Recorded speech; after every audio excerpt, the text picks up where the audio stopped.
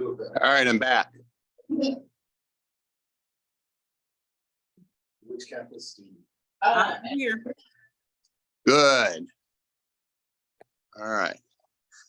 We'll go this way.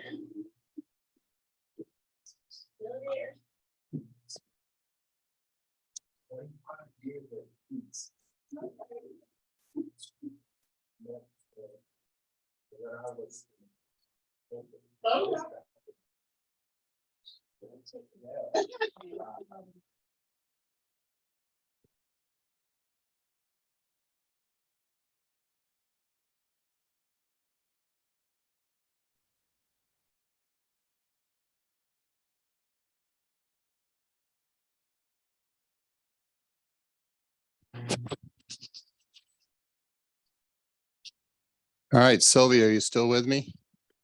Yes, I'm right here.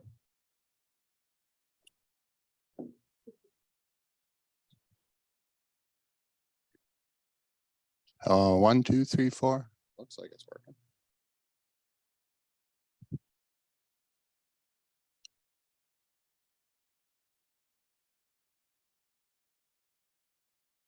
Sylvia, can you hear me? Yes, I can hear you fine, Tom. All right, I'm going to try something else. Can you still hear me? Yes, I can.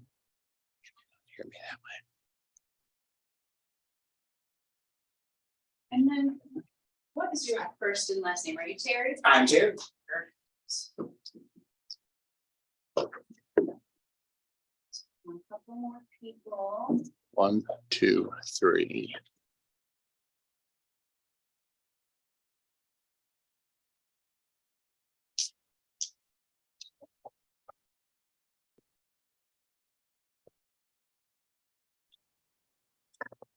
Does anyone have any plans for the long weekend? Right. Well, writing. Are you in Sylvia? Can you hear me now? Yes, I can hear you. Getting that done. Do I sound like I'm? Oh my. It's sounding a little bit distorted, but I can still hear. Yeah. Yeah, I just want to call it through.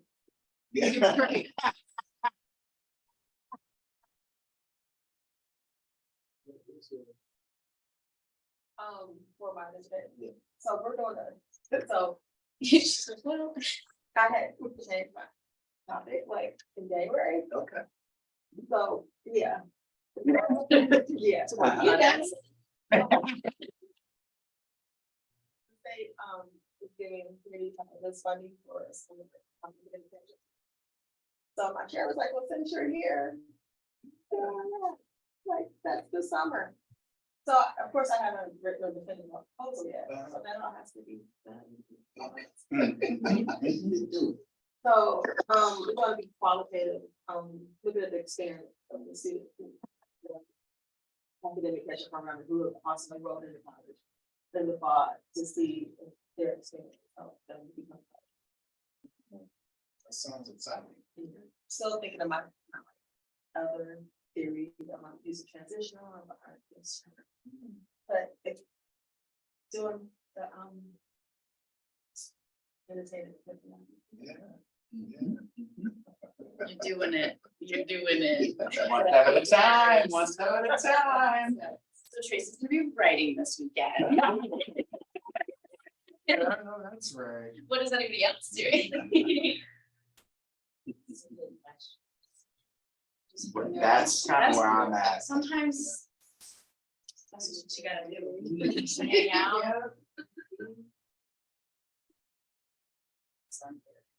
Oh, some friends from college. Nice. Even better that Monday is off. Right. Recovery time. Really, even if you don't drink. Right.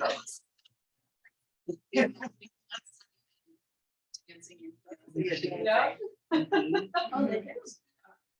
know. I was Yeah.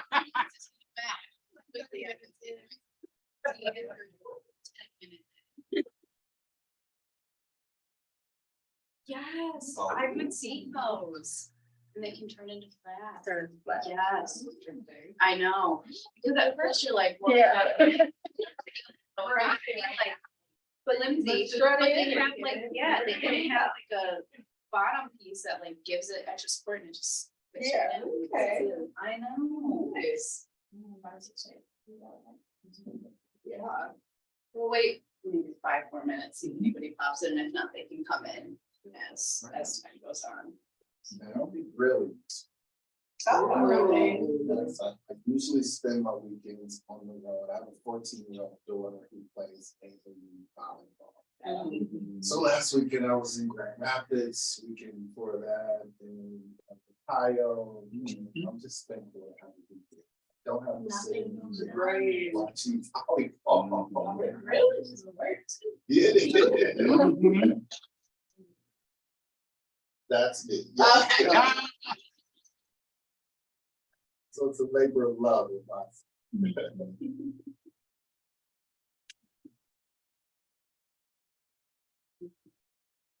I'll leave the door open.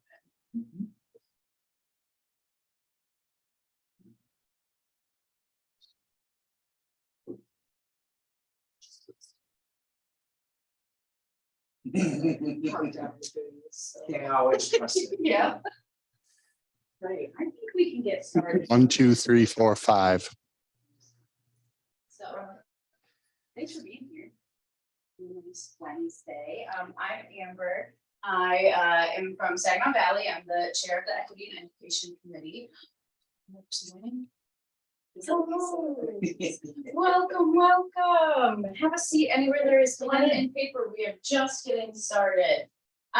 So I'm Amber. I'm from SJSU and chair of the Equity and Education Committee. I have a partial of my committee here with me today, so I'm going to allow them to kind of go around and introduce themselves. So I'm Tracy Perry. I am here at Henry Ford College.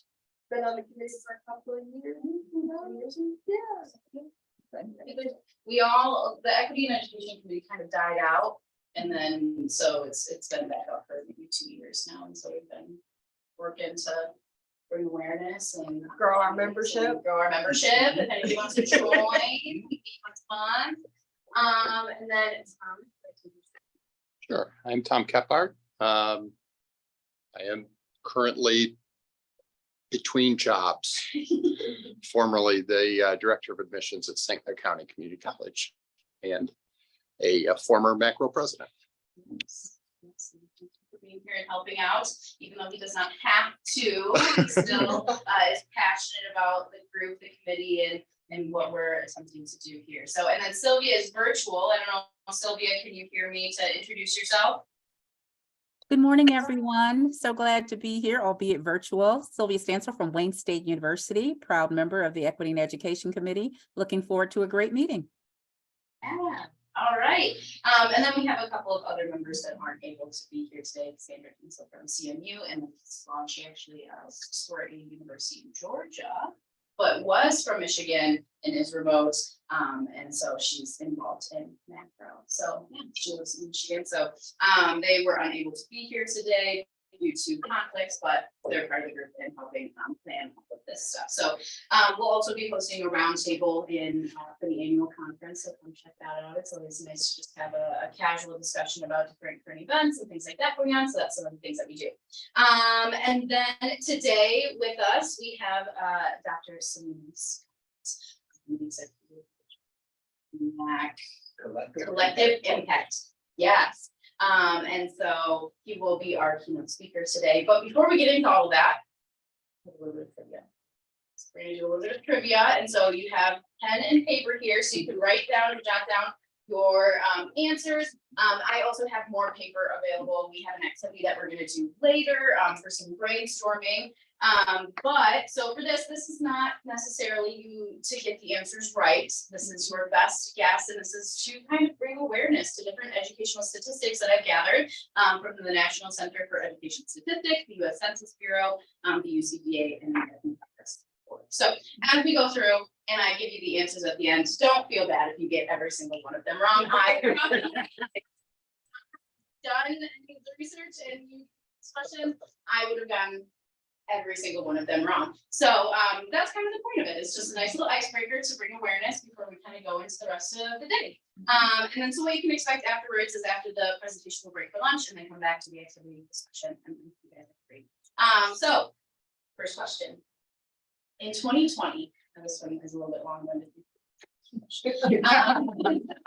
Number one, in 2020, the first year in which all enrollments were impacted by the coronavirus, female enrollment was 2% lower than in 2019, while male enrollment was 7% lower.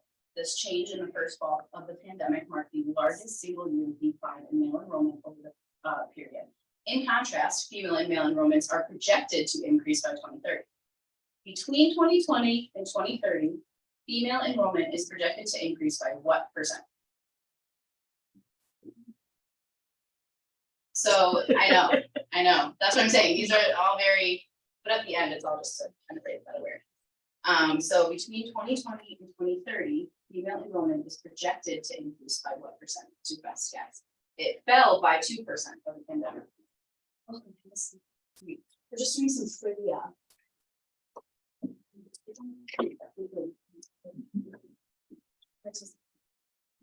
Okay.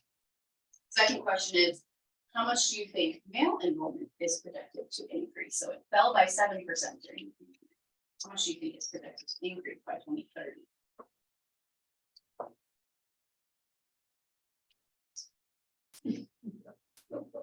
All right. Between 2009 and 2020, full-time enrollment decreased by what percent? Repeat the question? Yeah. Between 2009 and 2020, full-time enrollment decreased by what percent? So in the last decade or so, full-time enrollment has decreased by how much? Like I said, if I didn't look all of these up, I would have gotten everything wrong. You said decrease, not Mhm. In the last decade, full-time enrollment has decreased by what percent? Can you say what he thinks that? And if anybody wants these statistics afterwards, I can email them out. I can email all of it out. I can email you the links where I found the information and everything. Okay, next question. In the last 20 years, overall enrollment shares for students of color at 2- and 4-year institutions has increased by what percentage? So in the last 20 years, enrollment of students of color at both types of institutions has increased by how much?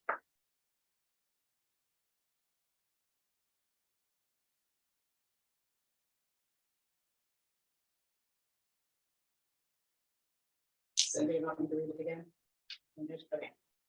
In 2021, the 1-year estimate for bachelor's degree attainment for people between the ages of 18 to 24 is 12.8%. Of those, 39% of white people will earn a bachelor's degree.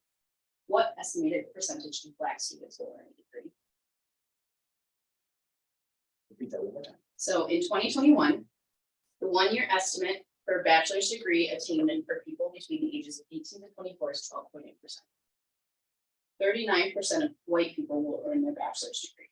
What estimated percentage of Black students will earn a degree?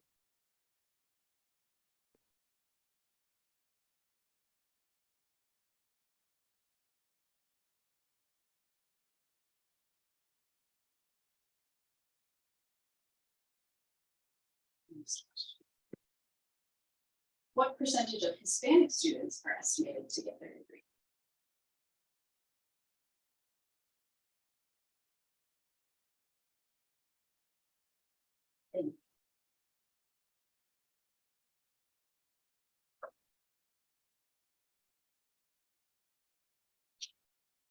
Percentage of Hispanic students are estimated to get their degree. Next question. What majors are most common in racial and gender inequities? Which majors are most common in racial and gender inequities? You can either put the field, you can put the major, you can put the typical college, you can put anything.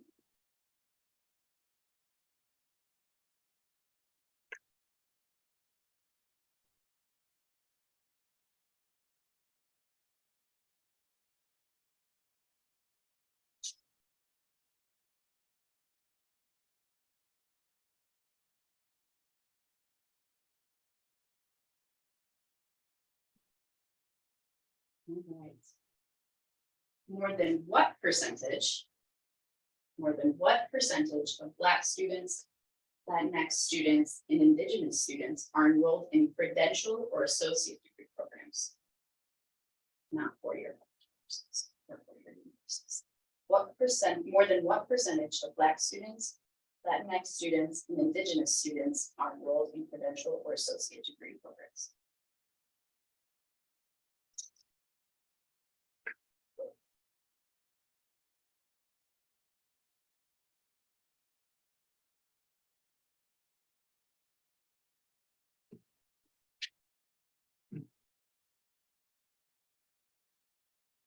Okay, so next question.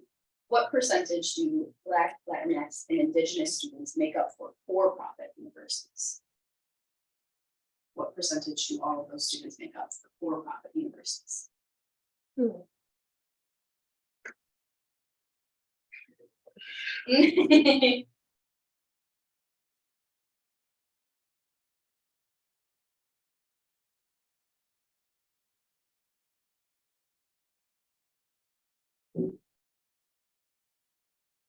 And then final question. Black families' median and mean wealth is less than what percent than that? Black families' median and mean wealth is less than what percentage than that of white families?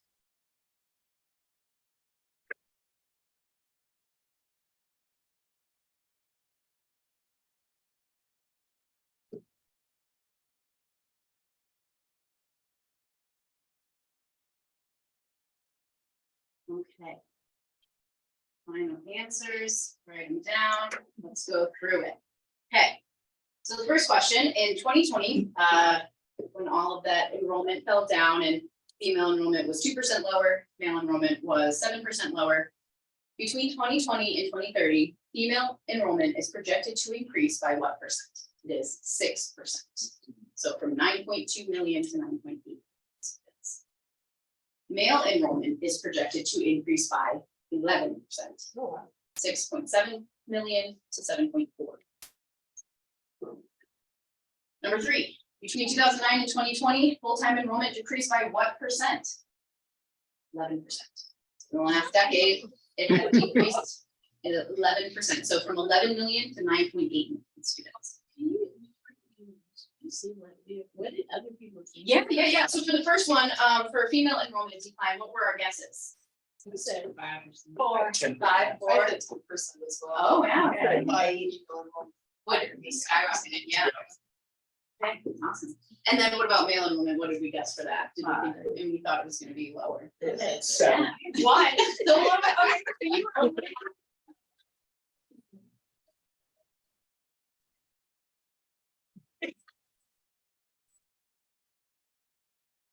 And then what about total full-time enrollment decrease in the last decade? How much did we guess? 9%. Okay. That's 20. Oh. I have 30, I'm clearly like. I'm going by the narrative of. That's it.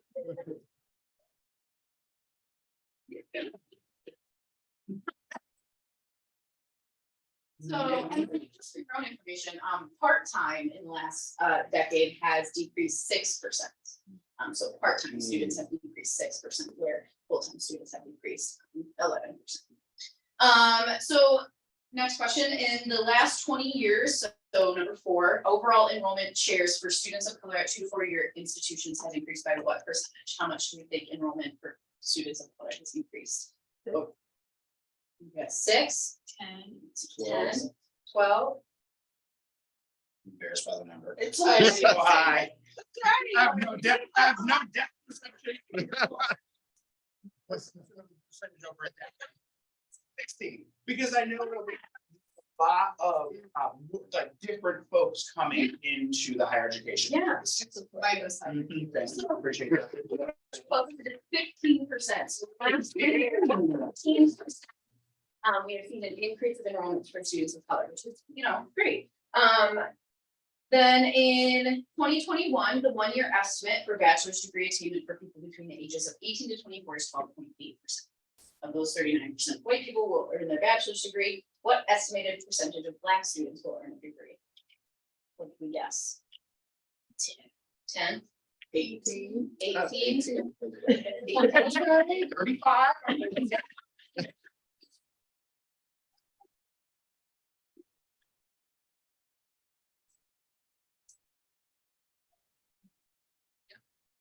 I know. Struggles are so wrong. Yep, that's right. That's right. What percentage of Hispanic students are estimated to get their degree? Yeah. Yes, over here. Well, I said 12, but. 18. 19. That's what I'm So, 39% of white people will earn their degree, 25% of Black people will earn their degree, and 19% of Hispanic students. Great. What majors are most common in racial and gender inequities? Engineering. Yep, STEM, engineering, so we got that one. Yep, yeah, a lot of the sciences and maths and things like that. Question 8, more than what percentage of Black students, Latinx students, and Indigenous students are enrolled in credential or associate degree programs? What do we guess? 20, we guess 20? 50. Oh, wow. So for Black students, it's 56%. For Latinx students, it is 63%, and Indigenous students, it is 66%. So that's a percentage of all of those students that are going to any college, the ones that are doing a 2-year or certificate. Yeah, that doesn't surprise me. And then what percentage of those students make up for-profit universities? Well, you said 56. 40. Something like 70. 80. So within those credential or associate degree programs, 51% are in for-profit institutions. You said 51? 51% are students. And then last question, Black families median and mean wealth is less than what percentage of white families? 20. 30. 15%. Oh, Yep. that's better. And then Hispanic families make less than that. So the reason I took these statistics and framed them in the way that I did is I kind of wanted to tell a story. One, enrollment is down, we know this, and you know, there are many reasons for that, whether it's population decline, graduation rates, and things in those regards. And then there's also a difference between gender enrollments. And on top of that, there's a difference in racial enrollments and degree attainment. And even though students of color are getting their degrees at a higher rate than they used to in the past, they're still making less than their white counterparts. And so I think it's something to just bring awareness to. So even if you got most of them wrong, or even if you were a little bit unsure, that's not the point. The point is the meaning behind it, and then what can we do? And that's why we're here. What can we do to hopefully break down some of those barriers for our incoming students who are maybe part of underserved communities? So that's what we're all here for. So thank you for participating in the trivia and doing your best guesses. And then Dr. Scott, the floor is all yours. And then I'm going to break for lunch. All right. All right. Thank you. Get all set up and ready to go. So good morning, everyone. I'm Samino Scott, and I'm really, really excited to be here today because although I'm no longer in, started my career in admissions at Oakland University, where I graduated, and also spent some time at Eastern Michigan University, and I think I see Michigan Tech in your chair over there. So I did a little time there, and also the Honors College at Michigan State University. So I have a great deal of admiration and appreciation for the work that you all do. So thank you for doing what you do, and I encourage you to keep up the good work. Specifically around the work that this committee is providing in terms of educational equity. I think that my own journey, which I'll share with you, really is a testament to the need to invite more students of color to higher education. But I also want to give you a sense of some of the challenges that exist And so my experience growing up in Pontiac, as a first generation college student. So I was one of those students that most folks probably wouldn't think would go to college.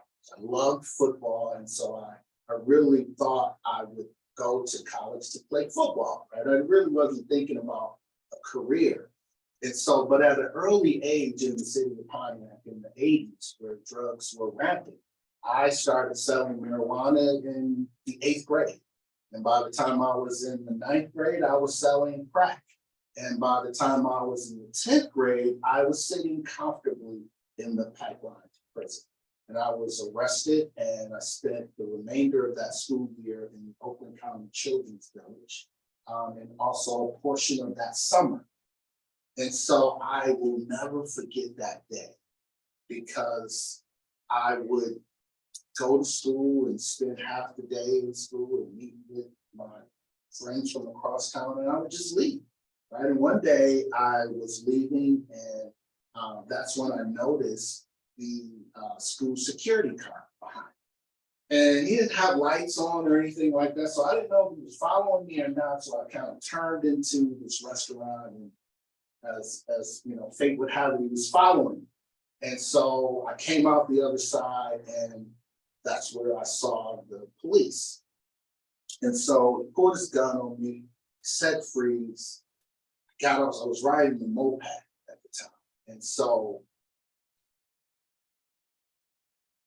at this location was where the buses would leave the school. So it made like this main thoroughfare. And so he had me on the side of the car, and he just held me there while buses were driving by. And I'll never forget seeing the kids sticking their heads out of the window, pointing, laughing, rejoicing in what was really my worst experience as an adolescent. And so he sat me in the car, and I'll never forget, he looked back and he said, "So, was it worth it?" Right? And I was this, you know, I was rough around the edges. I don't recall what I said, but I do recall that experience at 16 in the 10th grade being the first time that I ever started to take school seriously. And so when I came home, I had an opportunity to enroll back into the high school. And I had to go to the school board, and they said, "So young man," I'll never forget the board of trustees, member of the board of trustees, she said, "So what would you like to do?" And I said, "I would like to go to the other schools, Pontiac Northern and Pontiac Central. I want to go to Pontiac Central because all of my friends at Pontiac Northern, and if I go there, I just don't know if I can navigate that space." And so I ended up going to Central, and just a year ago, I went back to the Oakland County Children's Village. This time now I'm a doctor, and I'm talking to, and I've been there 30 years. And one of the biggest challenges that the kids had was, how do I go back home and do the same thing? So I share that journey because I think that, quite frankly, we miss a lot of kids and their adolescent ages that take part in things that are impacted by their surroundings that could be the next doctor or lawyer or engineer. And so I just, as admissions counselors, I want to kind of throw that out there, but as currently in my current position, as let me go back, because I graduated and I ended up going to Alabama State. And so one day after football practice, our coach said, "If you want to go to college, you have to take the ACT." And so a few of us signed up and we showed up. Right? And I'm standing outside of the classroom. And I'll never forget, it was like this young lady coming in the door, and she made a beeline right at us. She said, I was standing there with another, one of my teammates. She said, "Are y'all ready? Did you study?" And I could have dropped to the floor when she said that because I had no idea I was supposed to study. I went literally with what the coach said, that you have to take the test, so I showed up. And I played a game of tic-tac-toe. And that's the way I took the ACT. AAA, BBB, CCC, DBD, DCBA, ABCD, and I scored a 12. Say that again, the 12 out of 36 on the ACT.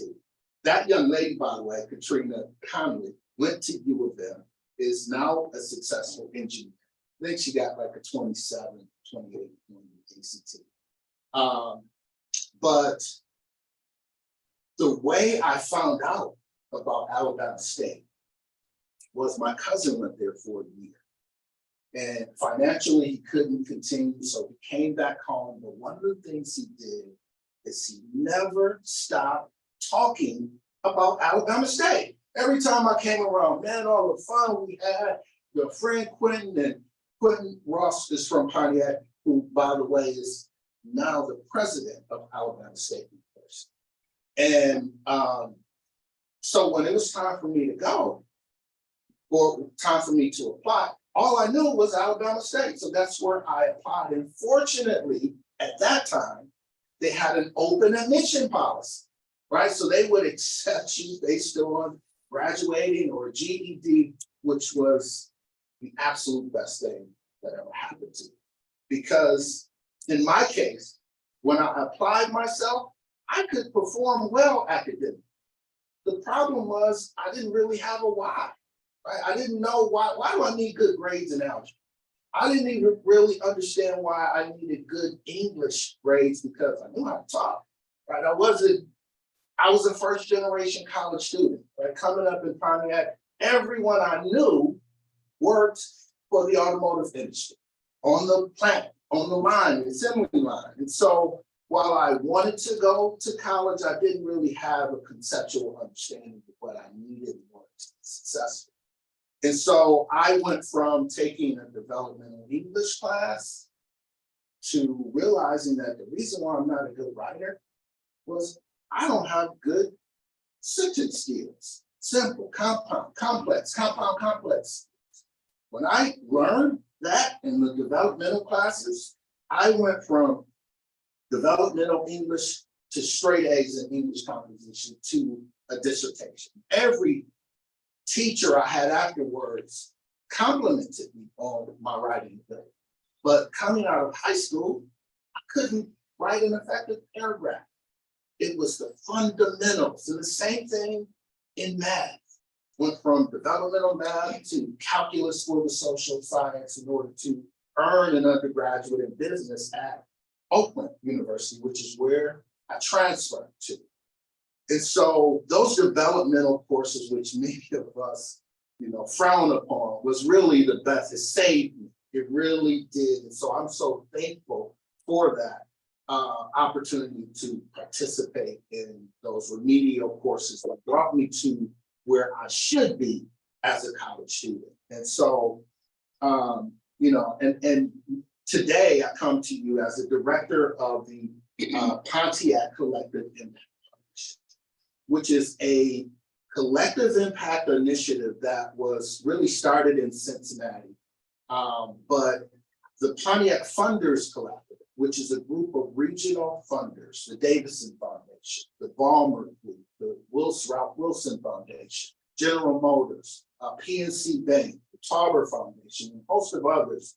They looked at Pontiac as a community of opportunity, one in which they wanted to invest in a unique way, in a way that brought the community together to really focus on 4 pillars, right? First of all, the systems leaders, the institutional leaders, grassroots leaders, youth and families.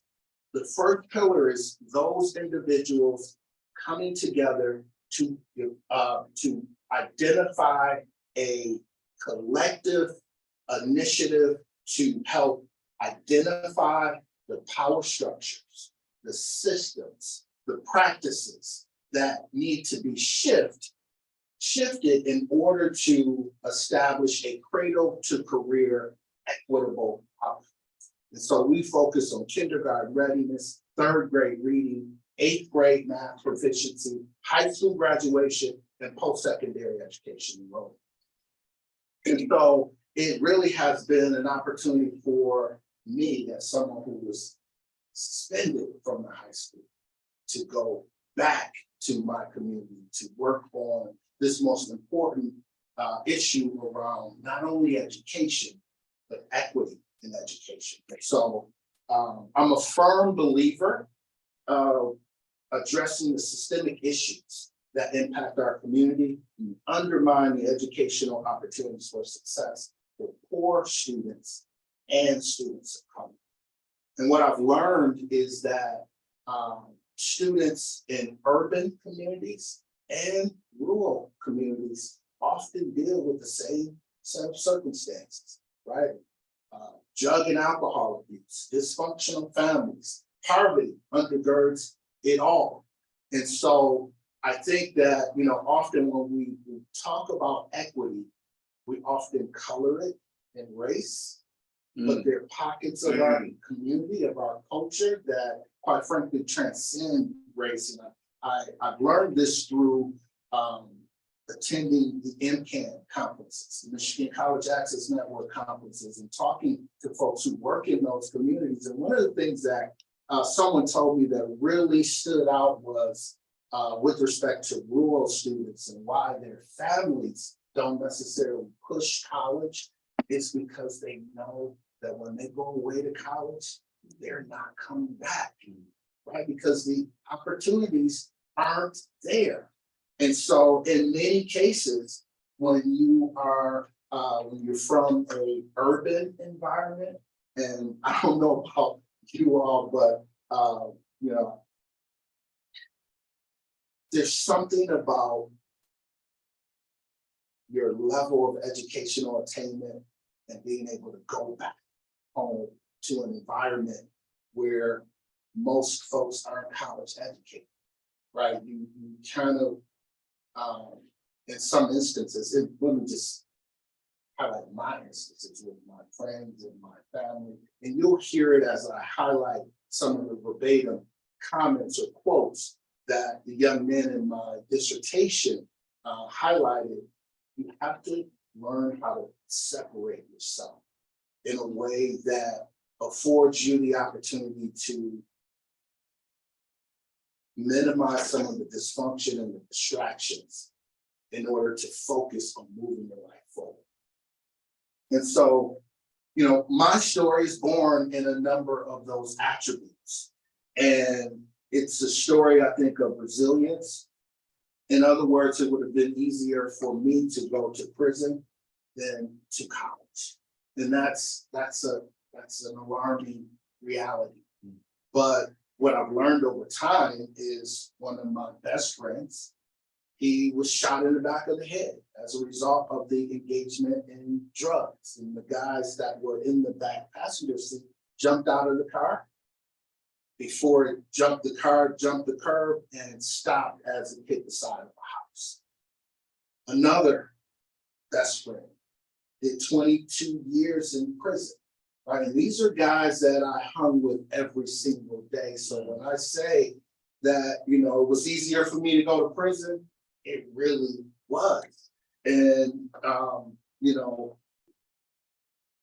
so I think it's important to highlight the challenges that young people encounter. And again, I'll go back to those rural communities because the same thing happens there as well. And so, you know, when I finally graduated from high school, I didn't have that open house. I just sort of quietly left. And because I mentioned to one of my friends that I was going, and one thing he said was, why don't you just go to OCC? And I realized then that you can't share your dreams and your hopes and aspirations with everyone, because when you do so, you kind of hope that they validate that. And he didn't validate it. And I realized that I just should keep it to myself, So I kind of left in the middle of the night, and quite frankly, it was the best thing that I did.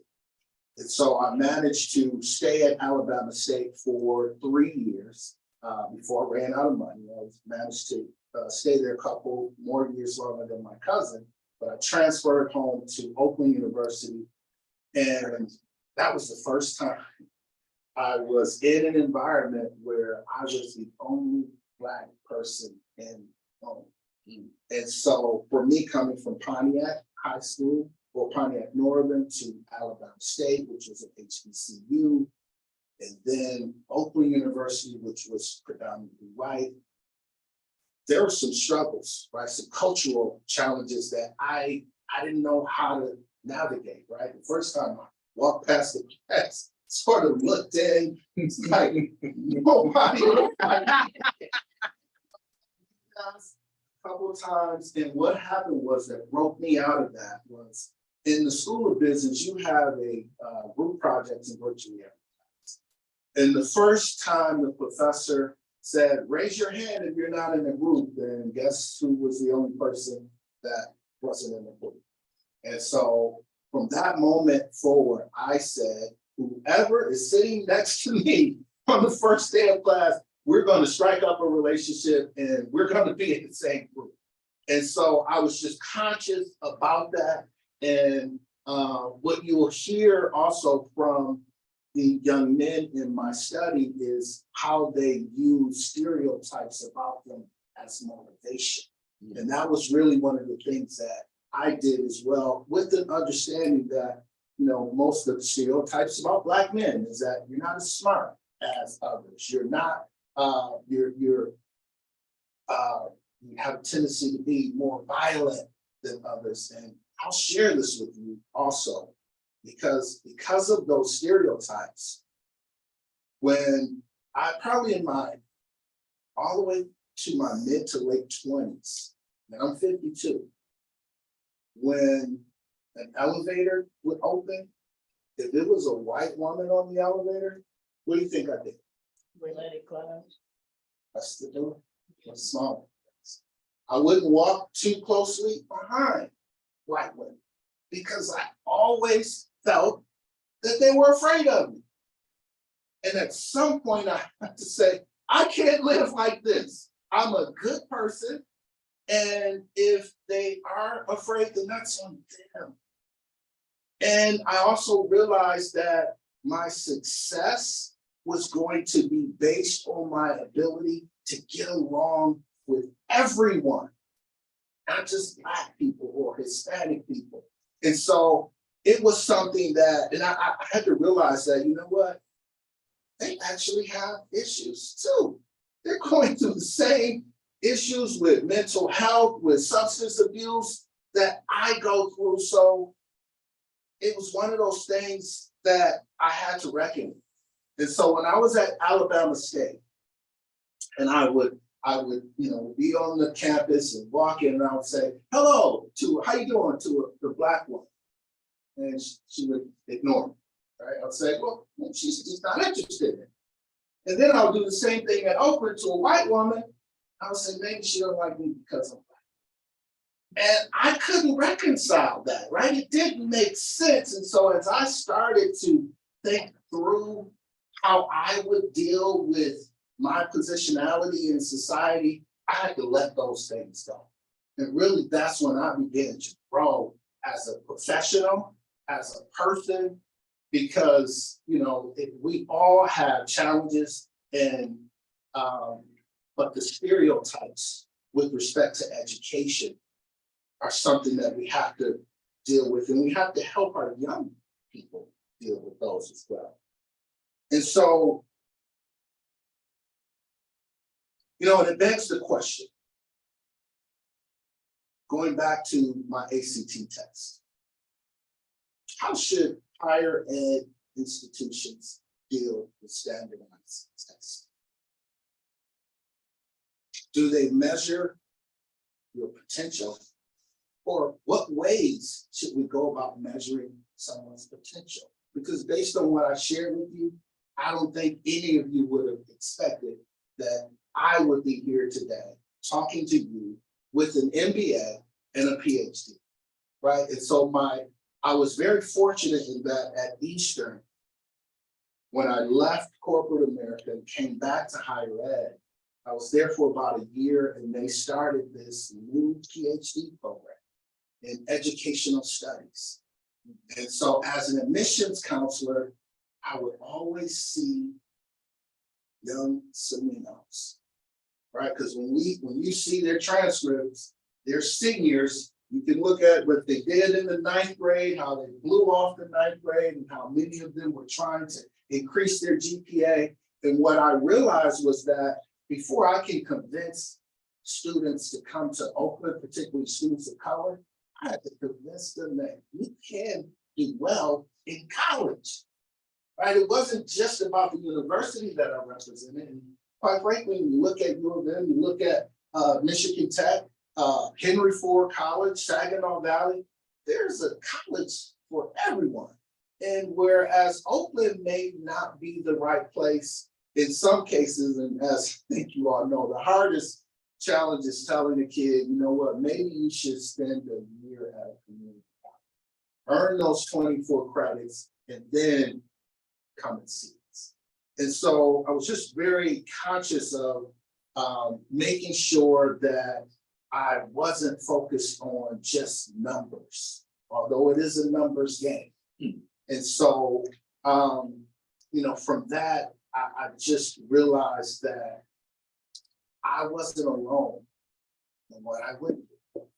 My high school experience, my test scores, my training and my grades, they were very prevalent in Detroit, Flint, Saginaw, areas I went to in Ohio and Dayton. And kids all over are experiencing the same thing.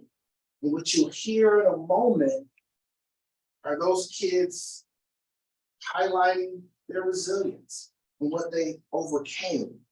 And so with that being said, I just want to highlight the challenges that I was presented with, again, are commonplace with children who reside in college communities. And I learned this anecdotally from my experience in your position, but I also learned this from my research, which I'd like to delve into a bit.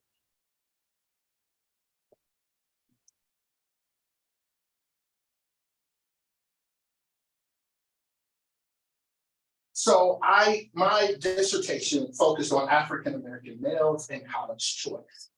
It was a single case study that I selected because it gave me an opportunity to have multiple sources of evidence. And the evidence that I collected was a college choice survey. I did 3 60-minute one-on-one interviews, 1 week apart with each participant. I reviewed their high school records, and I reviewed the transcript from their first semester of college. And as a framework for my study, I used Hostler and Gallagher's 3-phase college choice model. And so I talked to you about my journey, and this model really spoke to me when I came across it. It looks at the predisposition phase of college choice, which is that phase, middle school, 9th grade, where you begin to develop your aspiration. It looks at who or how young folks develop the aspiration to go or not attend post-secondary education. And also the college search process. Again, I connect that to my experience. What I generally tell students, identify 3-4 schools, have maybe a community college that you know you can get in, and go visit, talk to students, maybe sit in the classroom. My experience was my cousin never shut up. So all I knew was that. And so, and then the college choice phase.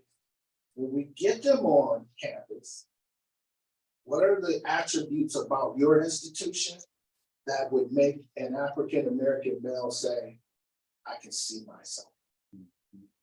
And you'll see shortly, some of them said, I don't see myself there. That's why I'm not going. And so, again, I chose this framework because it really spoke to my experience. And so that's how I went about establishing the theoretical framework behind my study. And so the themes that emerge is they talk about the neighborhood socioeconomic factors, their pre-K to education factors, family influences, and racialized stereotypes. And many of those things that I shared with you, they articulated, which were 30 years later, right? So the cycle repeats itself.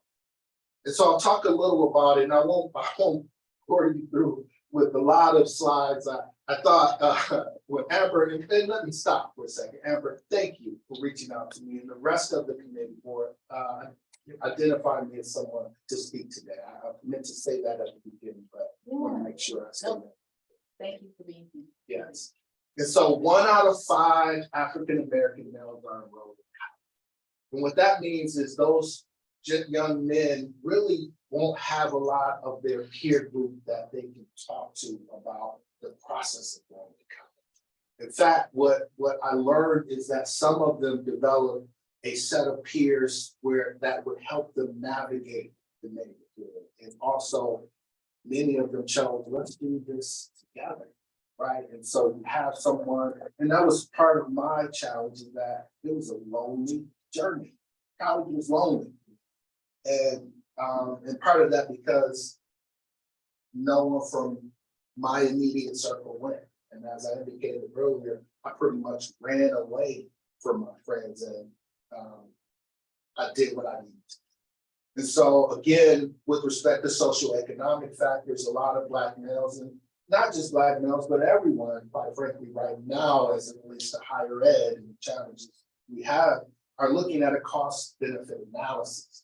They're looking at the cost of tuition, student loans, the time invested, and will they receive a return on their investment for that? And what I'm finding striking, and I don't know if you hear this, but the number of folks that are discouraging people from going to college is alarming to me, because in part, I know what a college education did for me. And so, but that's the life we live. And so another thing we have to think about, I told you one of my friends did 22 years in prison. My younger brother spent about 10 years in prison. There are countless other friends that have been in and out of prison. And again, that process of being able to separate yourself from your peers is paramount. And so 1 out of every 3 African-American males are under the supervision of the criminal justice system. And that doesn't mean that they're incarcerated. They could be on parole or probation or under some type of correctional supervision. In some large urban communities, it's estimated that 3 out of 4 Black men can expect insurance.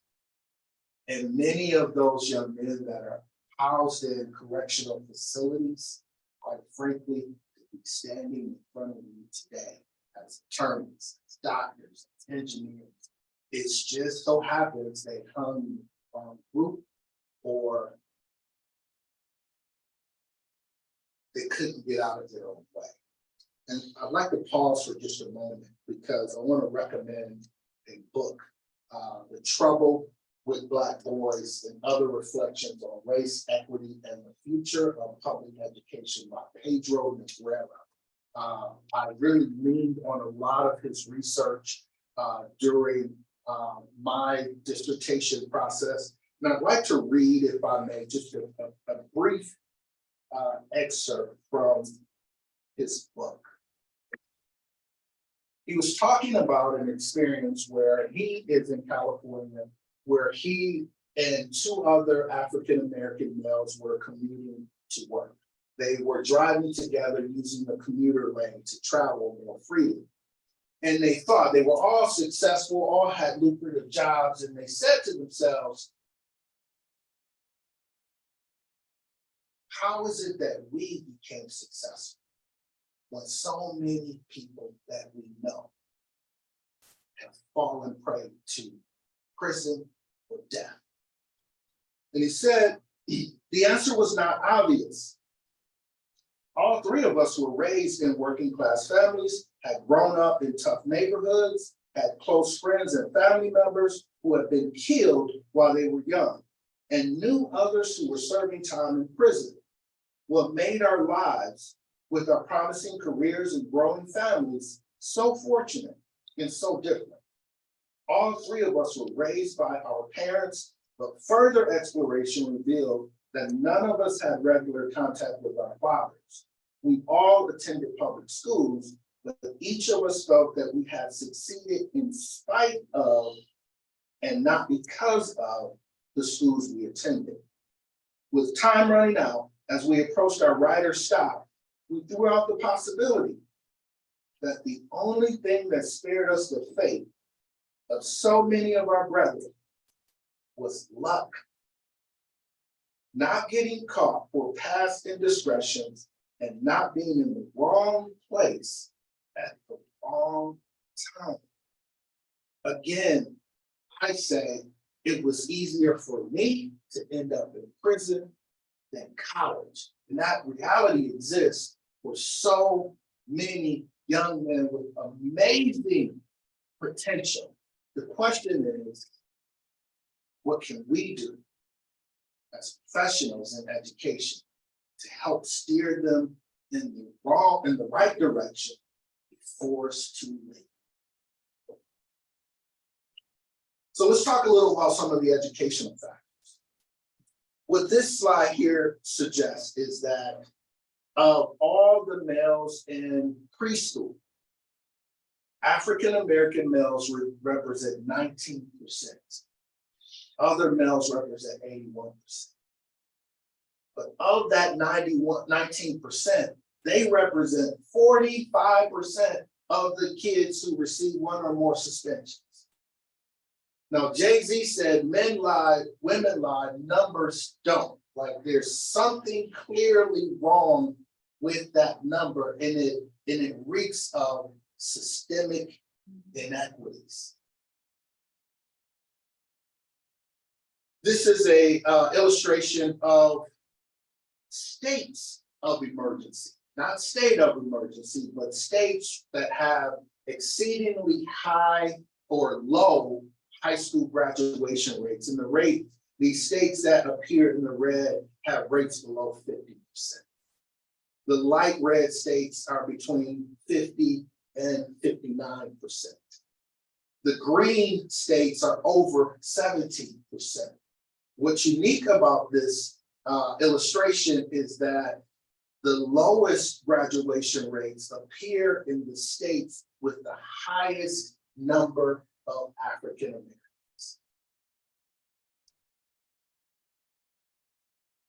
And then in the school as well, there's a cultural incongruence between the student and the curriculum. Teachers fail to integrate the lived experience of students into the classroom.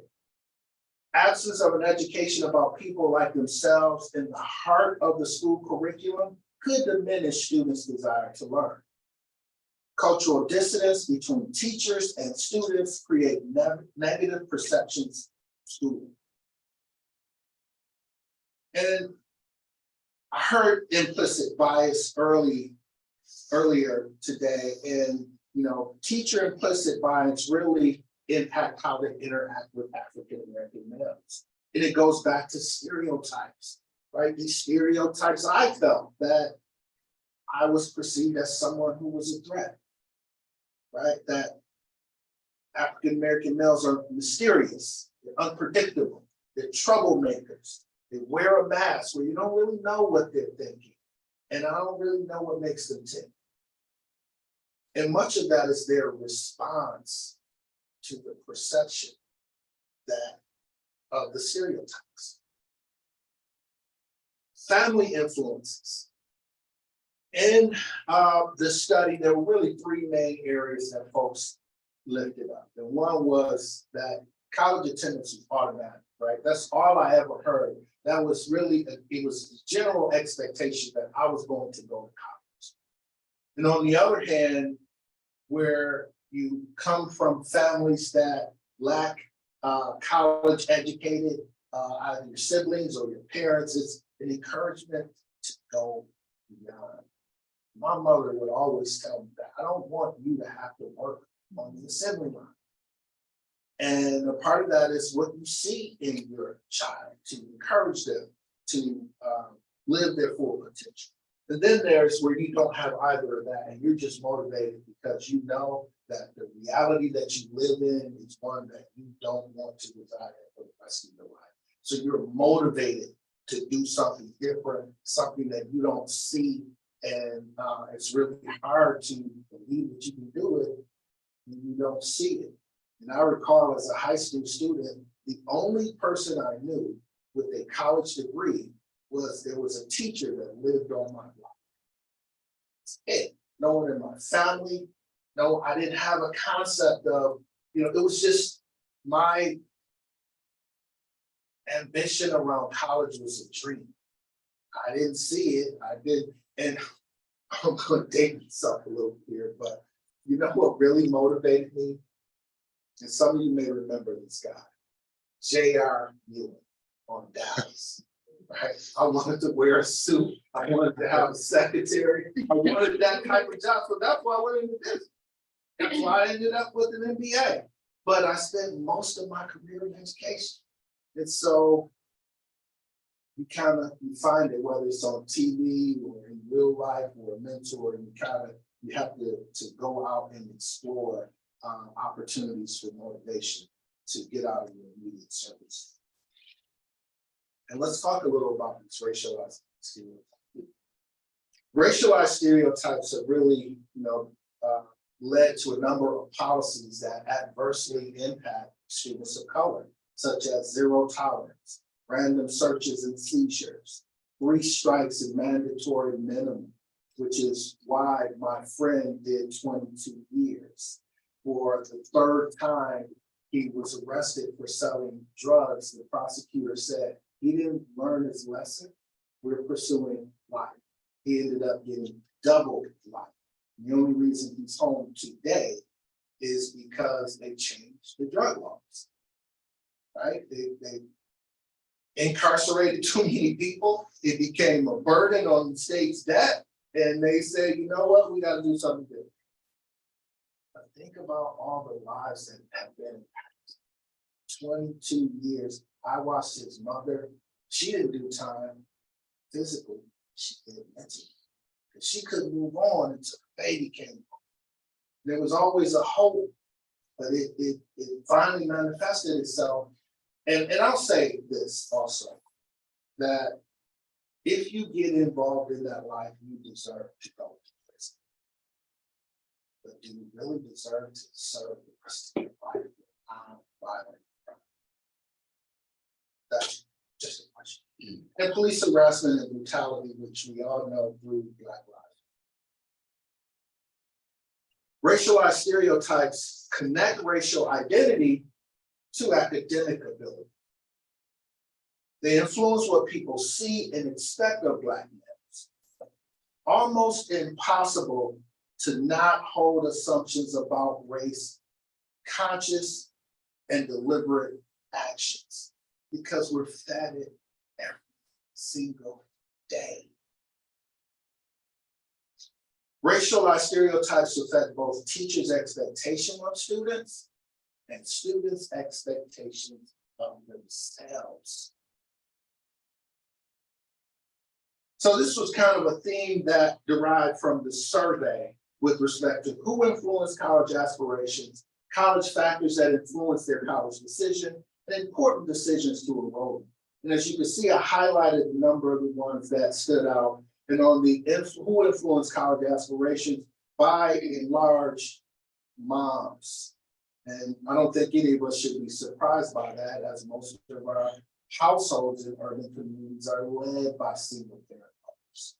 And then the factors that influence the decision is that campus visit, right? It can be mind-blowing when a kid from an urban community steps foot on a college campus for the first time.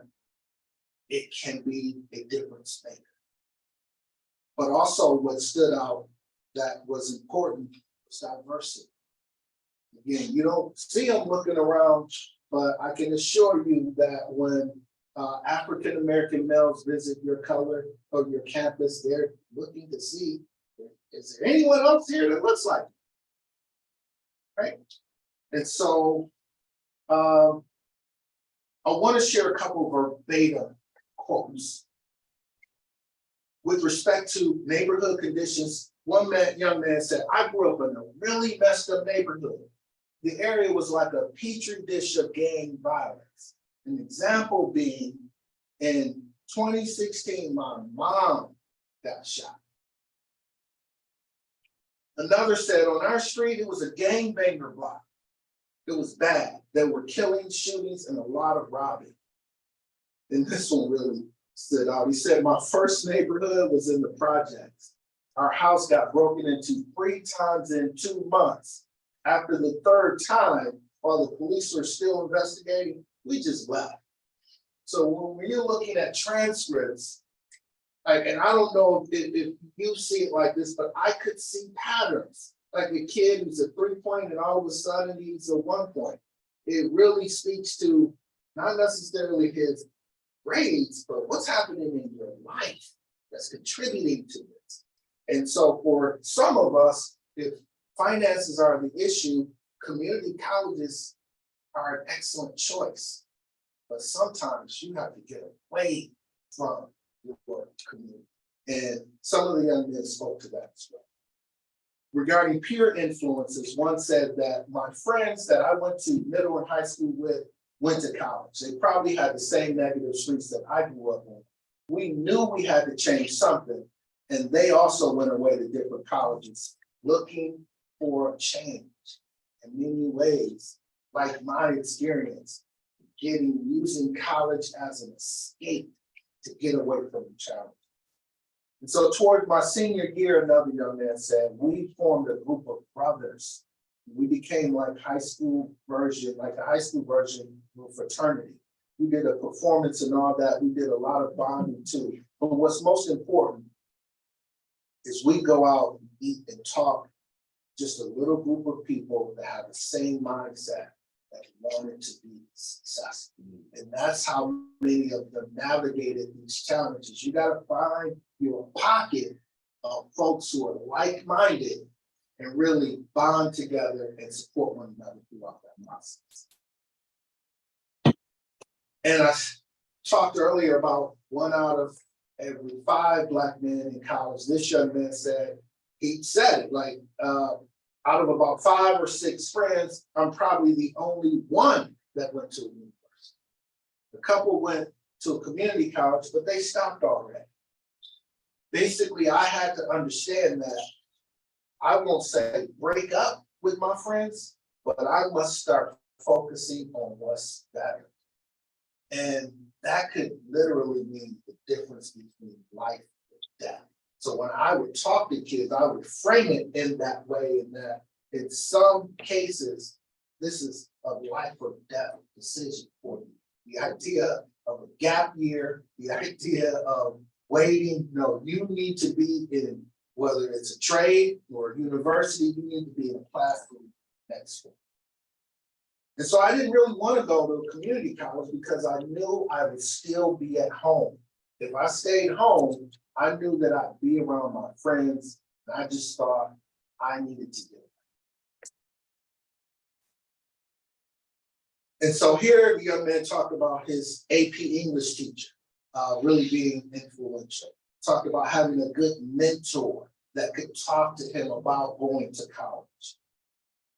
And other themes around school, they talk about the college advisor, which might be a good connection for you all to a person to connect with. In Pontiac and many urban communities, they have college advisors that provide resources and support. Even teachers at this particular school very helpful. And this young man, I think it speaks to the power of parents and how they influence decision making. He said, I had my doubts about college. I always heard that college was hard, and it is. It gets harder every year. I just wasn't really prepared for that. So I was just like I don't want to waste your money, talking to his mom. But my mother said, well, just try it. And then he wanted to go to a community college. And she said, no, you're going to a university. Because she probably understood even more than he did that staying at home is not in your best interest.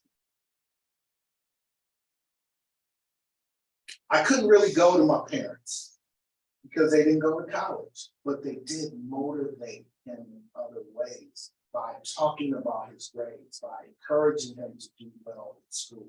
And he said, my parents also helped get all my documents for college. So you don't have to necessarily have a college degree to motivate your kid to go. You know, I feel like everyone believes, and this speaks to sort of the stereotypes that I talked about, that I had when I was young.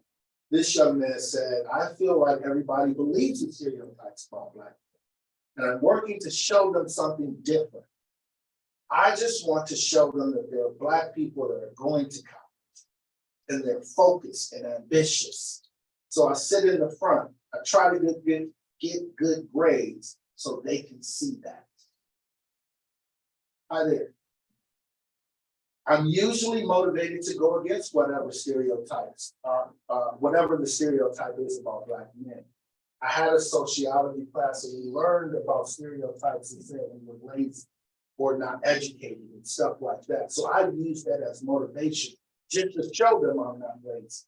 You know, I get my work done. I sit in the front and I pay attention. And I should add that this transcends race, right? Because in my doctoral program, I was the only male, and most of the other students were Black females. But I still carried that thought that because I was a male, they didn't think I was smart enough. And so that motivated me, that drove me to really work hard to complete it.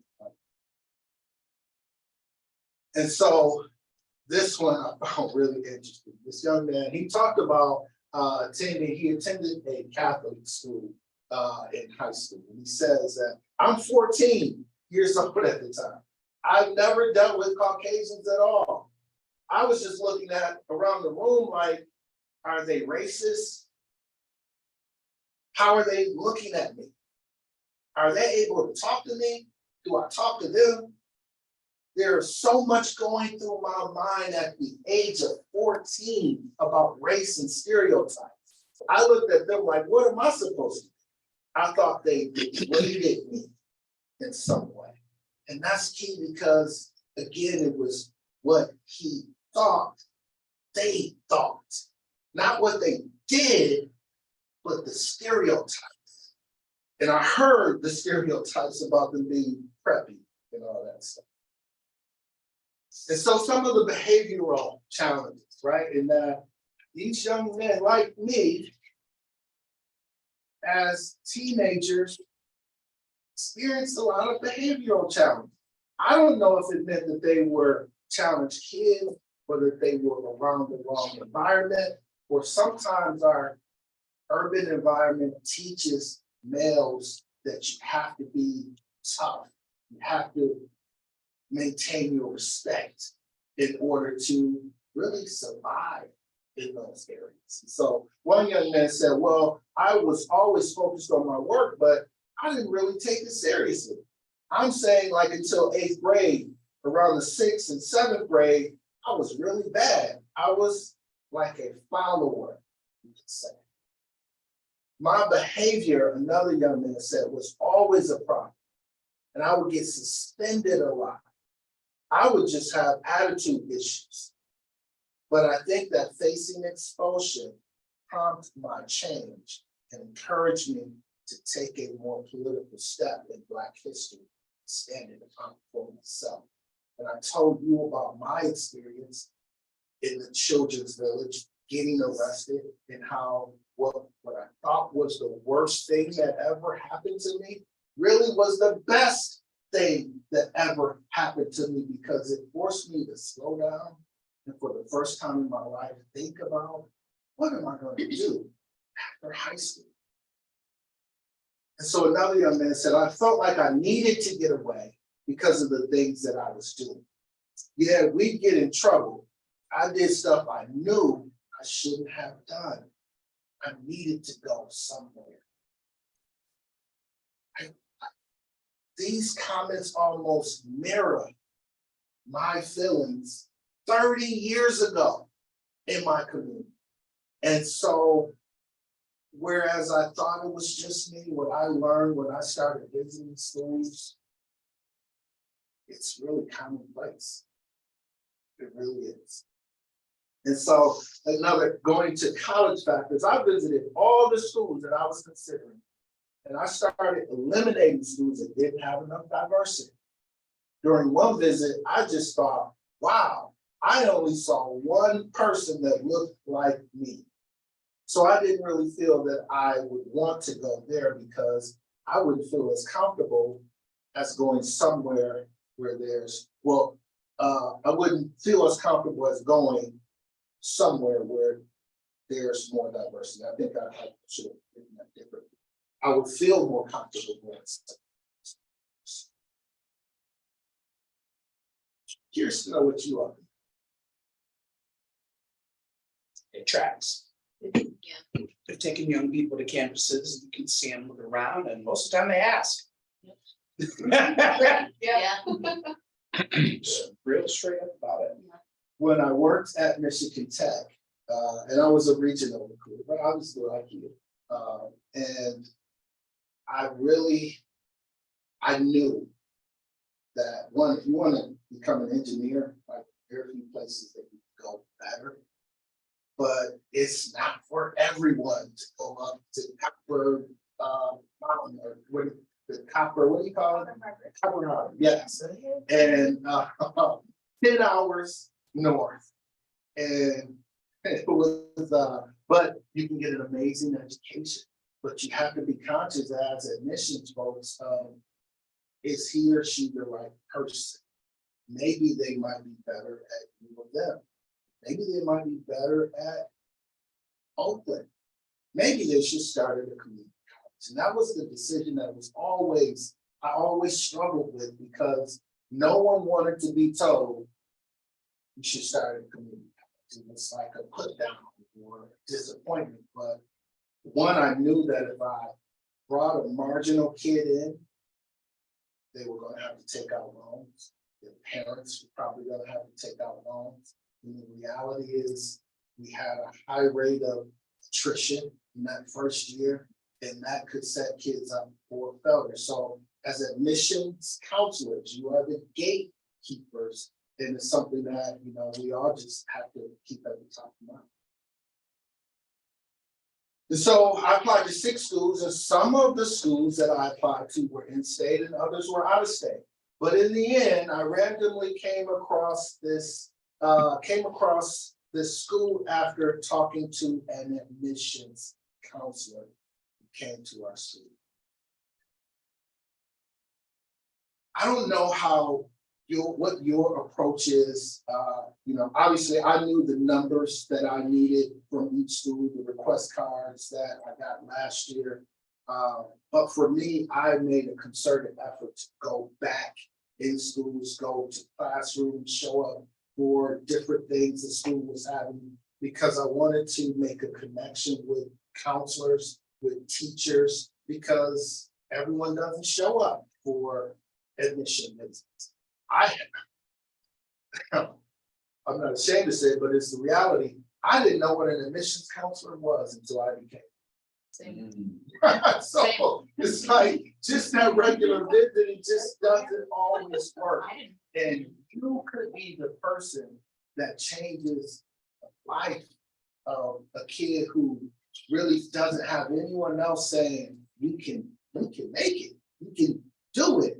And so that's really what I enjoyed about the initiative. I ended up in several different universities. So meaning making, and this one was key because most of the young men were first generation students. And so the way they made meaning of earning a college degree wasn't about a job. They didn't mention a job. What they said was, it's going to be an achievement because I'm a first generation college student. I got my little brother and my little sister my sisters in high school, my little brothers in middle school, they might want to go to college if they see me finish. And I'll wrap it up shortly. Oh, no, you're okay. He's just bringing. Yeah, he's just bringing food in and setting up. You keep going. Okay. And me walking across that stage isn't just for me. It's for my family, my nephew, my siblings. It's just kind of a step up, pretty much. Simply put, it's the step and example for my nephew. And I was in the back of my mind as well, although admittedly it didn't quite work. I tried to be that positive example, and sometimes you can do, sometimes you don't. So some of the key findings were parents can establish a college-going culture at home by doing the following. Establishing high academic expectations. And so, I contrast my experience where my mom was like, hey, I'm gonna support you whatever you do. But we never really talked about my grades. And now my daughter, a freshman in high school, that she attends Marion High School. And every single day I pick her up, one of the first things we talk about was, how was your day? How was your math class? How was that English class? We're talking now about her pre-ACT that she took. And if you don't have those conversations, it's difficult to keep kids motivated. What I found when I worked in a high school, at the high school that I was kicked out of as a college and criminal readiness, that when we would call parents about their grades, in many instances, they wouldn't return the call.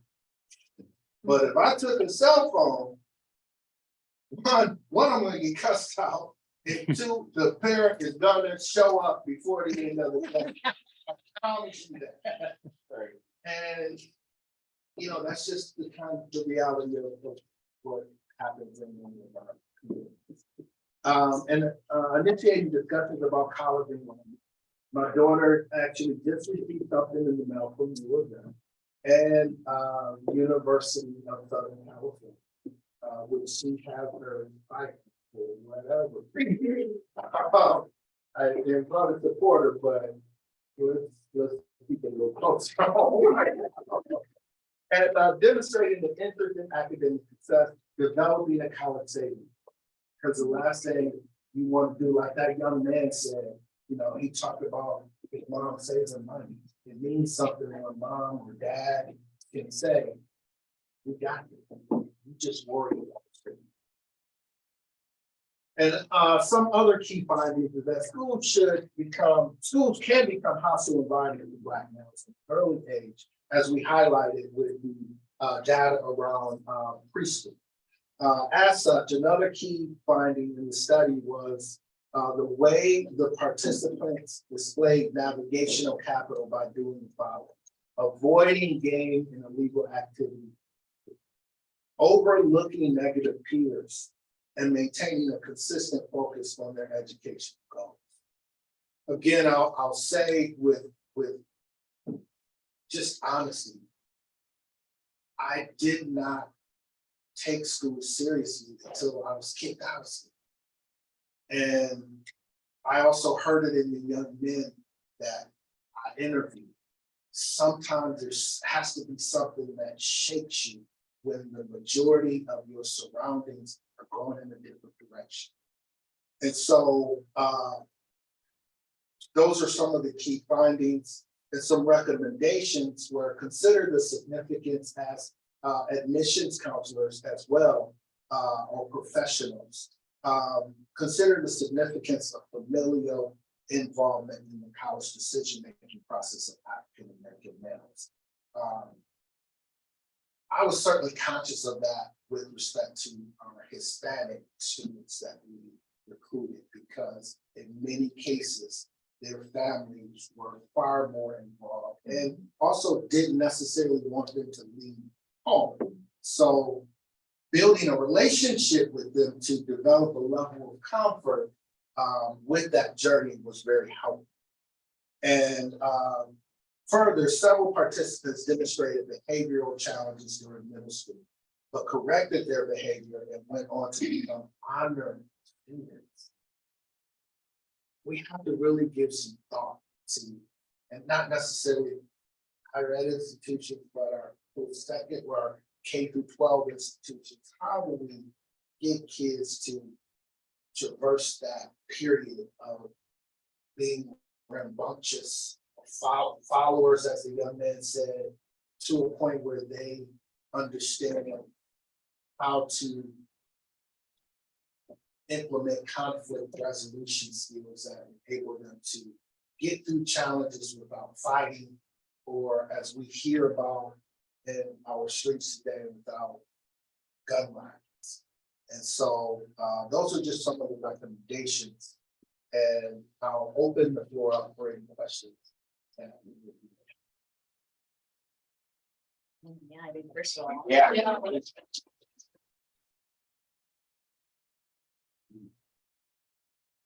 Yes. And where do you see yourself taking your work in the future? So I'm really optimistic about this collective impact initiative that we have. We have the right funders. I'll be frank in that our biggest challenge is that many of our grassroots leaders that we want involved in the process are at the table for selfish reasons, right? For funding, when really it's about a perspective where you can get some things done as an individual, but if you want to change the system, you have to do it collaboratively. And so I'm hoping in the future to really be able to leverage this experience to help more children from cradle to, because I believe that what's happening right now is we spend a lot of time focusing on high schools and being critical of high school outcomes. But the reality is that particularly in our urban school districts, many of our high schools have students that come in 2 or 3 grade levels behind. So you're reading and doing math and writing at a 6th or 7th grade level, it's hard to get to that ultimate outcome that we would like to see, where kids are college ready. Because unlike college, there is no remediation in high school, right? You fail a class, you got to do it in the summer. Or what they are doing now is the online virtual academies, and just making up credit recoveries on your own. And it's hard to do that when you're taking an algebra course. And because that, when I worked at Pontiac High School in the counseling office, and I would see students taking Algebra 1 and Algebra 2 at the same time. You guys probably see it on the transcripts. English, 9th grade English and 11th grade. It's like, it doesn't work, but the system is broken. It really is. Sylvia, who is online with us today, she says, thanks for the wonderful presentation, Dr. Scott. It's great seeing you and fondly recall our days on the road with admissions recruitment. Absolutely. Good to hear from you, Sylvia.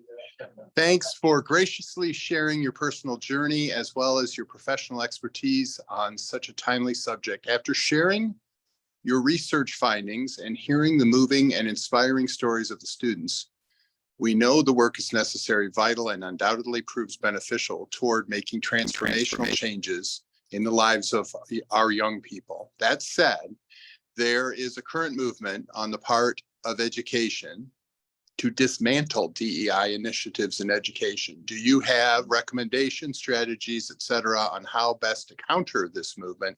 In addition, what should those in leadership in higher education be doing now to protect existing DEI programs on their respective campuses? Thank you.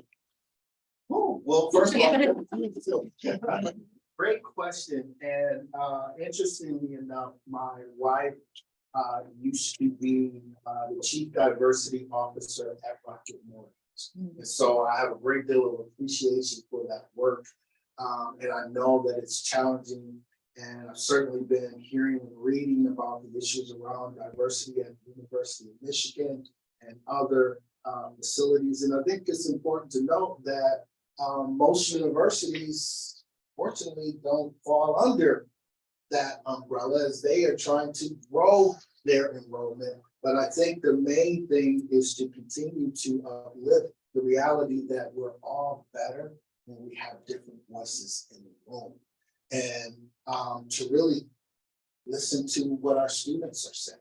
They say loud and clear that when we come to your campus, if we don't see people that look like us, we give it a hard pass. And so right now we're in, I think in some universities, a state of emergency around enrollment. And so we need to really be steadfast in making sure that we have equitable opportunities for all students at all universities. And so that's what I would share, but I'm sure that there's so much more. I just followed that up with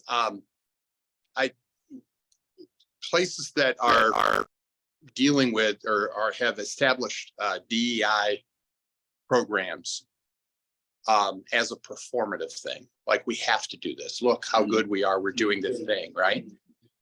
Whereas practically speaking, there's two levels to this. It's the right thing to do. It's the moral thing to do, to be more equitable, to provide the opportunities where we've set up hurdles before. But it's also, it's a business model. I mean, if you are running a business and you realize that there's a whole segment of the population that does not buy your product, are you going to spend more of your time trying to convince the people who already want your product to buy more of it, the zero-sum thing, or are you going to try to open your market up to people who perhaps do not buy your product right now? It just makes sense. But I don't get the feeling that that's the way we're approaching this. It tends to be very performative. If you were more inclusive, if you were more diverse, that when people came to your campus and they could see people who looked like you, perhaps you would get more of those people to make a decision to buy your product. And I know we hate even thinking of, you know, it's a product, that type of thing, but it is. We're trying to convince people to spend money at our institutions. So to me, it's like, why are we even arguing whether this is something that's worth doing? It's worth doing because it's the right thing to do, but it's also the right thing to do for our institutions. Yes. And I think more the people who are against the DEI initiatives are the people who they want to create the divide or open it up wider. So from a political standpoint, I mean, I know some colleges are going to continue to go after their initiatives, but how do we go?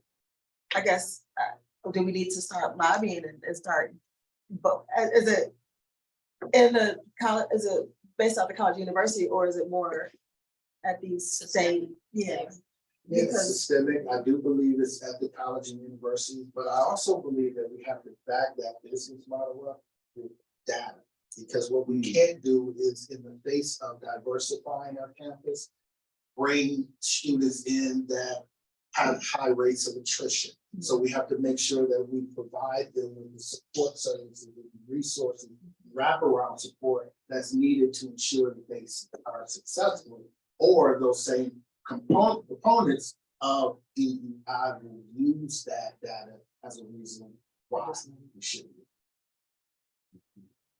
I think they'll just use it anyway. I mean, yeah, we have a Supreme Court case coming down anyway. Yep. I mean, I'm fortunate that unfortunately we've been sued enough that we've been working to protect our DEI initiatives. But other institutions, this is a new terrain to come about.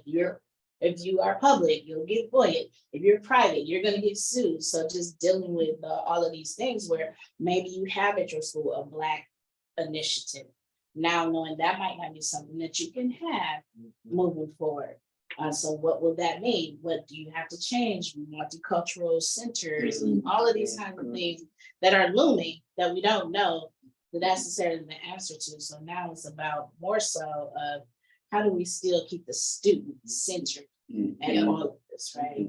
Despite or in spite of all of these other challenges that we have presented. And make no mistake about it, it is a war.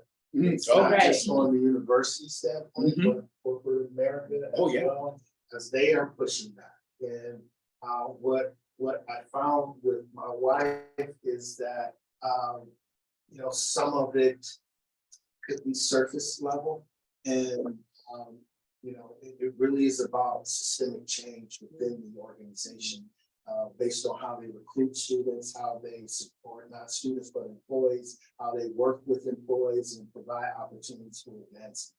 Wow.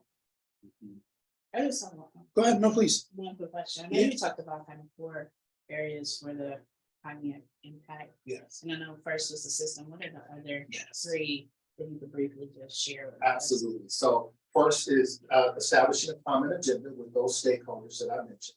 The second is having collaborative action teams. So from your leadership team, you should break into collaborative action teams that work on these specific outcomes that you're seeking to address. The other is a shared, a evidence-based decision.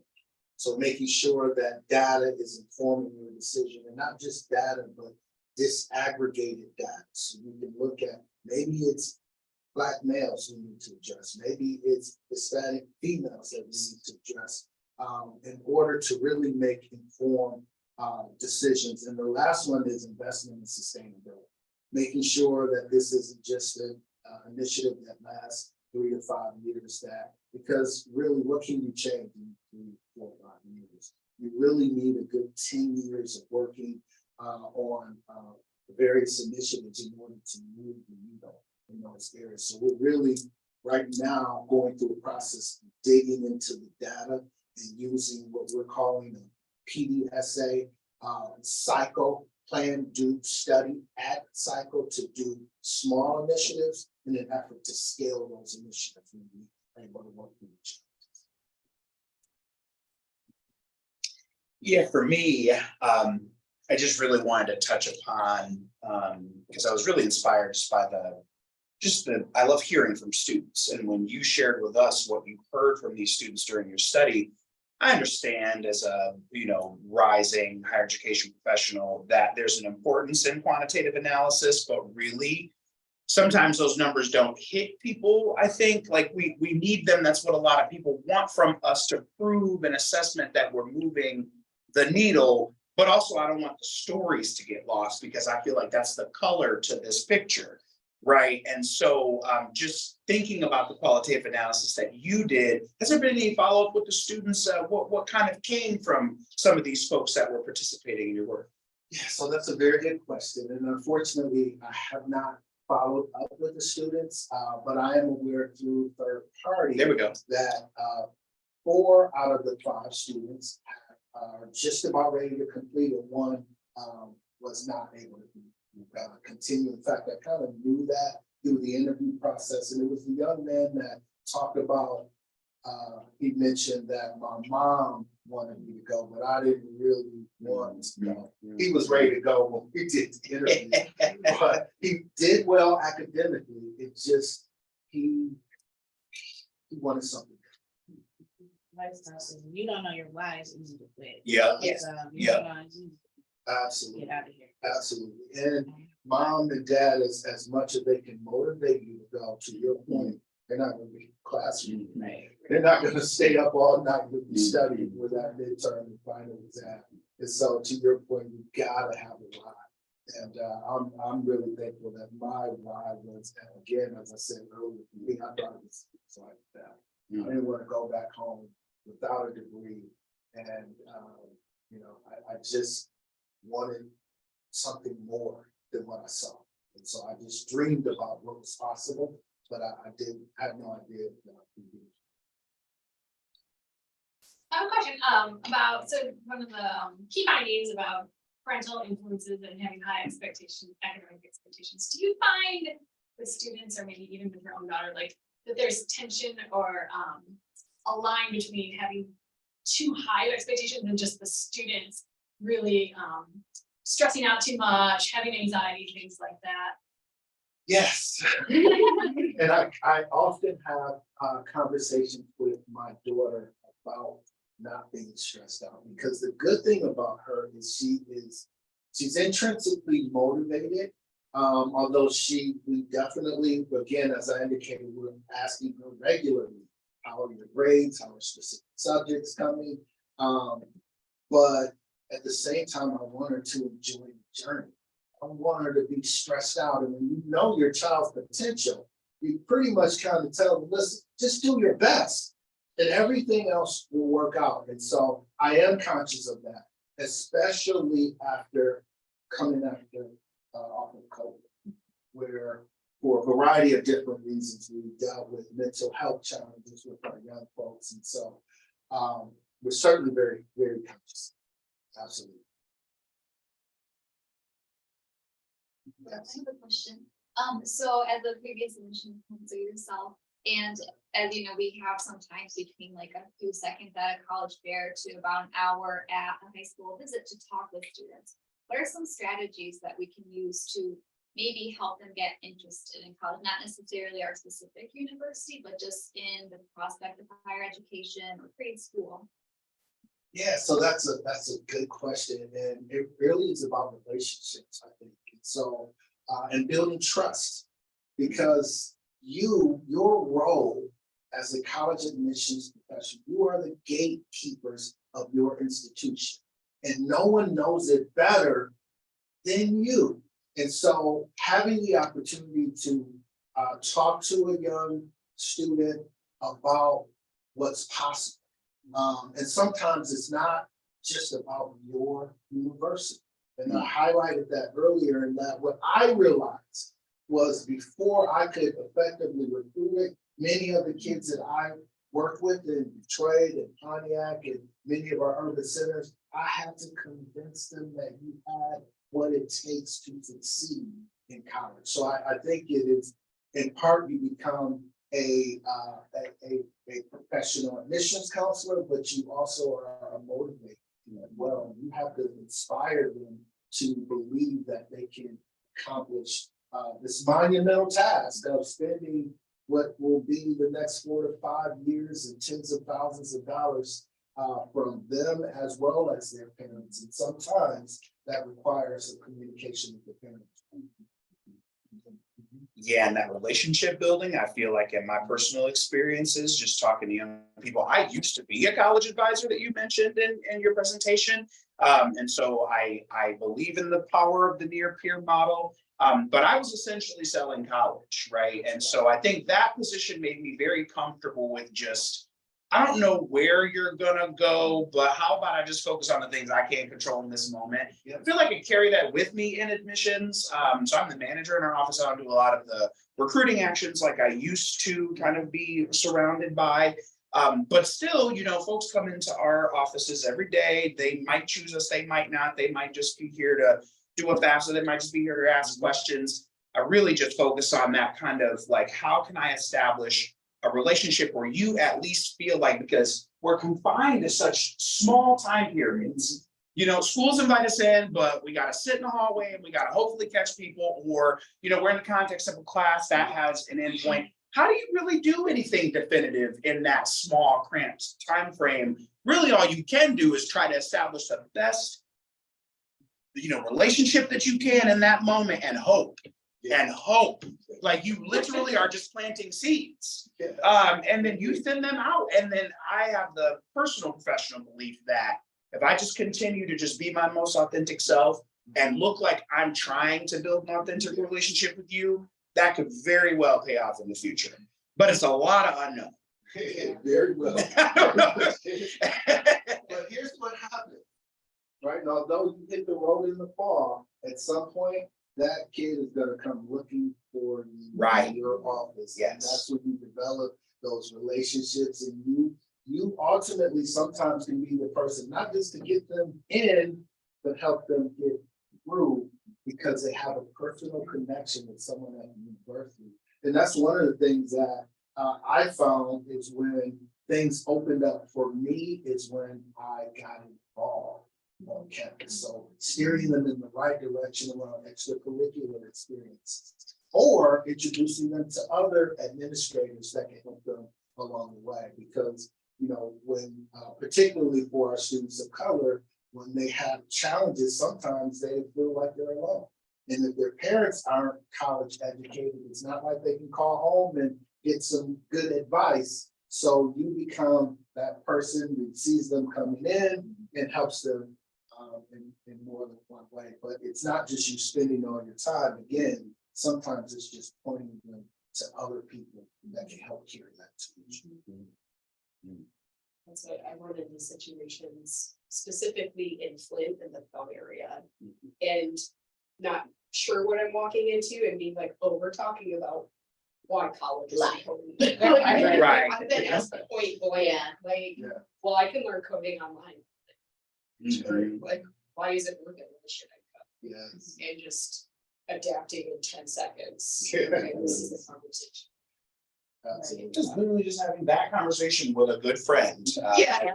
He's asking me about pursuing higher education. We're talking about the future of higher education. It's like, yes, you could go do those things online.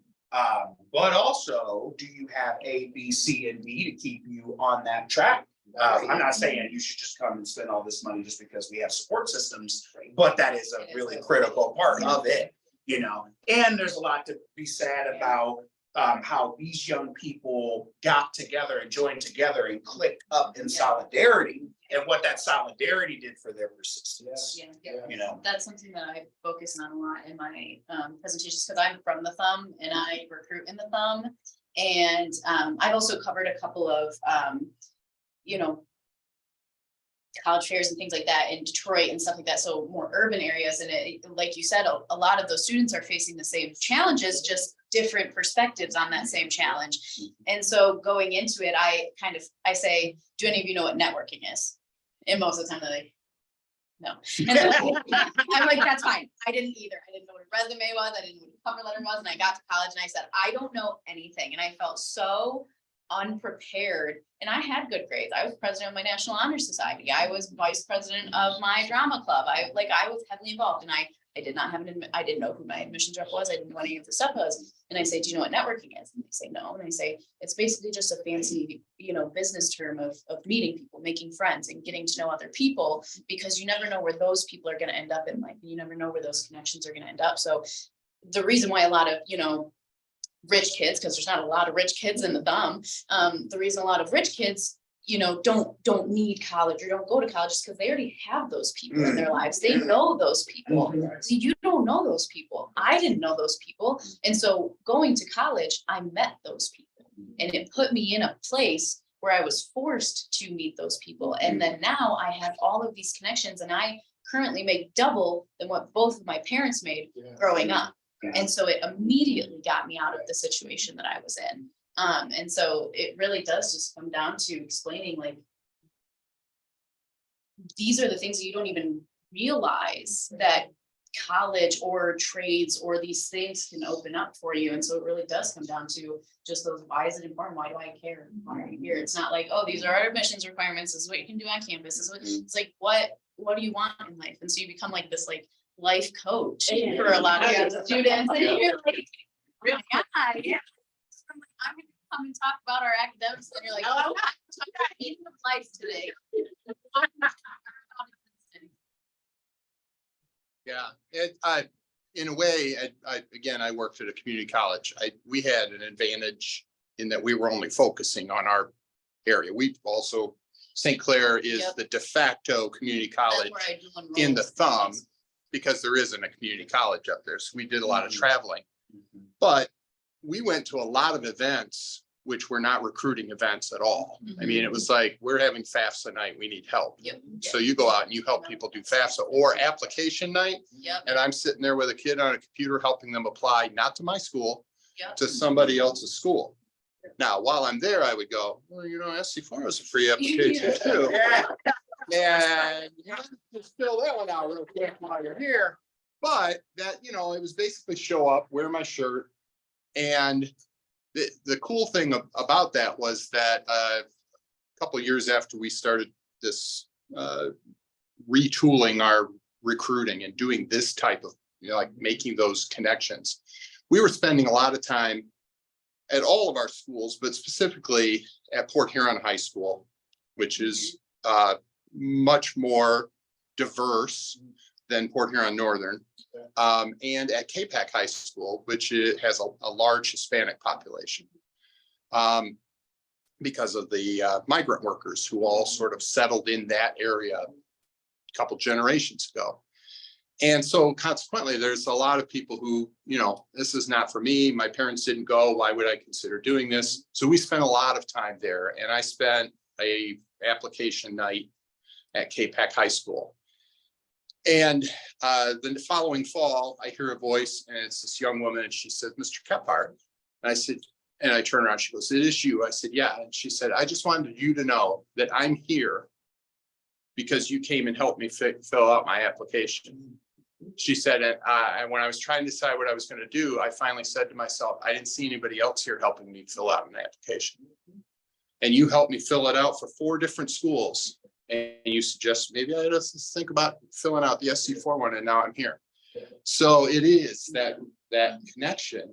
Yeah. I also, you know, you've mentioned the stereotype, especially that rural, the similarities in poverty. I think the really unfortunate thing is the people in those 2 different urban rural things, they think it's completely different. Yes. Those people are the ones that have these problems. I don't have any problems. Dude, you have this exactly the same problem, you know, both ways. And unfortunately, we've talked about the politics of it. What we're doing right now is exploiting that fear of the other. It's them that's getting everything. It's them that's getting all the free money while we're the real America. And that's a really, I mean, it's more than what we're just talking about here. When we relaunched this committee, one of the things that we said was, we're not going to fix higher ed. Macro's EIE committee is not going to fix higher ed, but we can try to fix our corner of it. So what are the things, what are the hurdles that we just live with, that we just go, well, that's just the way we do it. Do we have to do it that way? Right. You know, so. That kind of segues, if I may kind of redirect conversation. We do have some food. So if any of you are hungry, I want to take the next until about 12:30, 12:40. We have more pieces of paper, and there's more paper around here. So if you need more, please, I have more. I can give you another piece of paper. And I want you guys to, you can eat lunch while you're doing this. Until around 12:30, 12:40, I want you to build a web. And I want you to put an underserved community in the center. It can be any underserved community, one that you're already currently working with at your university, one that you would hope to work with in the future, one that you want to see succeed and be successful. Want them in the center. And then on each of the bubbles, I want you to think of a new initiative or a new event or a new thing that you can do to assist those students to break a barrier. And then off of those, I want you to put your obstacles. What are those things that are your barriers, your own barriers to breaking this barrier? And then break off even more to that. What are some solutions? What are some ways that we can go about that? And so it doesn't have to be so in-depth. You can take an already existing initiative that you want to improve. You can take and think of an entirely new one. But this is something that you can take back to your offices and say, hey, because I know a lot of us, you know, have so much free time in our day to think about these initiatives and flesh out things that we can do for these communities. This is a time for you to take to do that. And so I want you to think about those things, and then you can take it back to your directors, to your colleagues, to whoever, to your tour guides, to whoever, and say, these are some things we can be working towards or start to implement or even think about implementing in the future. And so you have something tangible to bring back with you. So in the next 30, 40 minutes, eat some food, start brainstorming, get a web down. We can come back and have more discussions based off of the presentation that was given in those topics, a little bit about maybe some initiatives that our universities are working on that we're really proud of, ones that we want to improve, and all of those things. So any questions before we kind of break off into that? You can stay in this room. You can feel free to roam if you want to get up, stretch your legs, go outside, make a phone call, do whatever you need to do in these next 40 minutes, but come back with somewhat of a web of an initiative event, something that can help serve an underserved community. Can you just review real quick how the webbing goes? So population in the center, and then branch off to barriers.